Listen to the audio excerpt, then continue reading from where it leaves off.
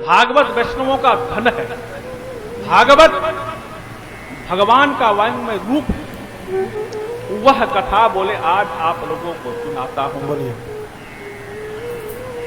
बोले वह कथा ऐसी है कि जब सुखदेव जी परीक्षित जी को सुनाने के लिए जा रहे थे तो देवता लोग सोने स्वर्ण की कलश में अमृत लेकर के आए कि हे सुखदेव जी, यह कथा रूपी अमृत हमें दे पिला दीजिए, चलिए आप स्वर्ग में सुनाइए और यह अमृत आप अपने चेला परीक्षित को दे दीजिए और वह बच जाएगा, क्योंकि अमृत पीने से तो अमर हो जाता है। हम पंखा न बंद करें। सुखदेव जी ने जो कहा वह बड़ा सुनने और समझने और अपने जीवन में उतारने वाली चीज है।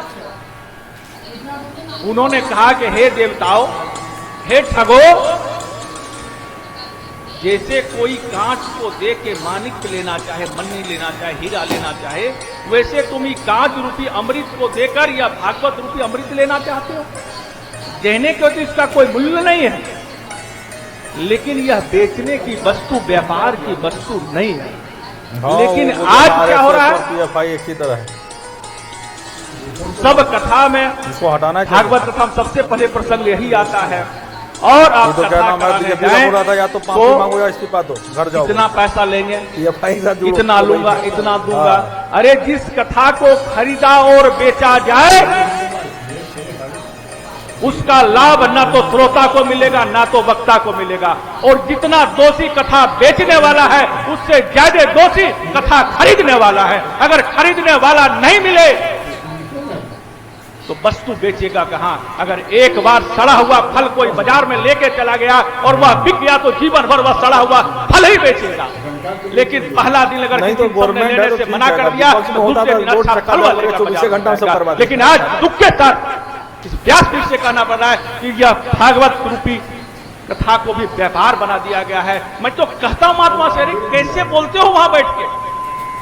राम कथा में तो चल भी जाए इसकी प्रसंग नहीं आती है, लेकिन भागवत कथा में तो सबसे पहले प्रसंग यही आता है कि सुखदेव जी ने मना कर दिया कि कथा तो मैं सुना देता, कथा रूपी अमृत तुझे दे देता और दे ही रहा हूं।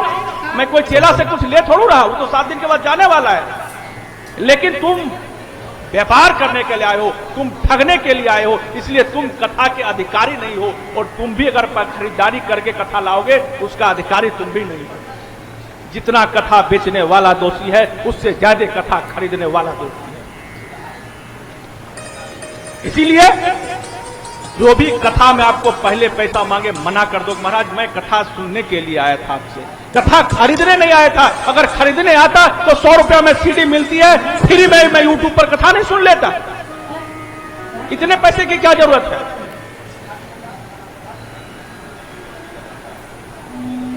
कथा बेचने का चीज नहीं, राम और कृष्ण व्यापार के नहीं।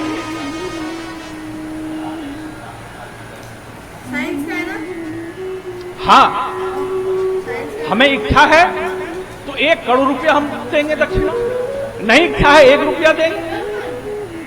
यह तो इच्छा की बात है, क्योंकि बिना दक्षिणा का तो लाभ ही नहीं मिलता। लेकिन दक्षिणा में कभी नहीं कहा गया कि 1 करोड़ लगेगा, 10 लाख या 5 लाख लगेगा, 1 रुपया भी दक्षिणा। तो ऐसे कथा का व्यापार न किया जाए। बोले वह कथा आपको सुनाता हूं।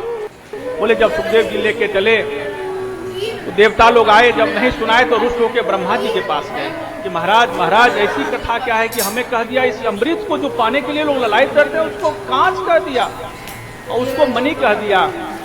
ब्रह्मा जी बोले कुछ दिन रुको, परीक्षित का देखते हैं क्या होता है, फिर इसकी कल्पना की जाएगी, फिर इसको देखा जाएगा।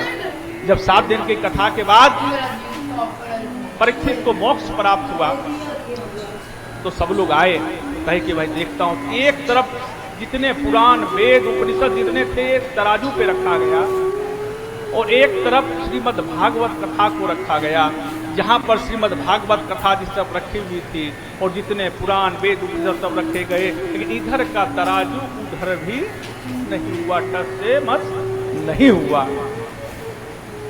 जैसे आपका श्रोताओं का पलड़ा हमेशा वक्ताओं से भारी होता है, वजनदार होता है। कहोगे भगवान कैसे?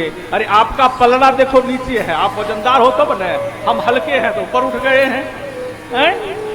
तो वक्ताओं का पलड़ा हल्का होता है, श्रोताओं का पलड़ा भारी होता है। वैसे जरा से भी टस से मच नहीं हुई ऐसी श्रीमद् भागवत कथा हम और आप, जो देवताओं को भी दुर्लभ है, देवताओं को भी सुखदेव जी ने डांट कर भगा दिया।